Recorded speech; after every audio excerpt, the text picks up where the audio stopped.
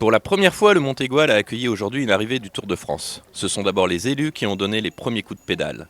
Avec en tête de peloton Carole Delga qui a réalisé les derniers kilomètres de l'Espérou jusqu'au toit du Gard situé à 1567 mètres. En Occitanie, nous voulons développer vraiment un nouveau modèle où il y a moins de consommation d'énergie et dans les déplacements, bien sûr, le vélo peut être une solution ou comme le vélo électrique qui ce matin nous a bien aidé quand même Pour monter, il fallait un peu d'aide. fallait un petit peu d'aide même bon, si la montée que nous avons choisie n'était quand même pas la plus difficile, mais d'avoir un vélo électrique, ça permet d'avoir une démocratisation du vélo parce que même les personnes qui n'ont pas une très bonne condition physique, eh bien, ils peuvent découvrir facilement et cheminer sur nos belles routes. Pour monter jusqu'au sommet, les spectateurs aussi ont utilisé le vélo. Bernard, qui s'est arrêté avant, a lui terminé à pied. La région est magnifique, hein, c'est le Gard, c'est superbe. Le Montégoal, c'est top, c'est merveilleux. Donc je fais toutes les étapes de montagne. Voilà. Depuis le début, vous étiez en Oui, voilà, en Serre-Merlette il y a 2 jours. Là, je fais une petite pause ici, petit repos, puis je pars dans les Pyrénées, on termine par la Savoie.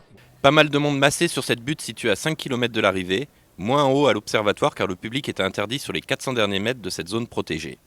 Néanmoins, personne ne boude le plaisir de voir l'Égoal sous le feu des projecteurs. J'ai été très surpris parce que hier soir je suis parti du Montégoal, personne. 3-4 voitures, pas plus. Je suis arrivé ce matin à 7h, déjà au parking après apéro, un grand parking quand même de la station Altier-Égoal, plein, je ne pouvais pas passer. Je suis arrivé à l'Égoal, on m'a arrêté juste avant l'arrivée de la voie douce en me disant vous ne pouvez pas passer.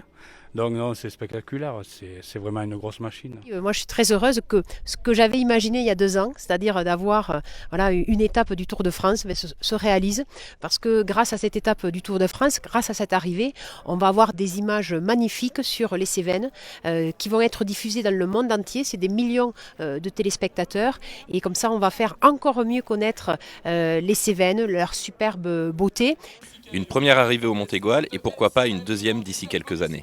Alors avec Christian Prudhomme, nous travaillons 2 ans à l'avance les étapes du Tour de France en Occitanie.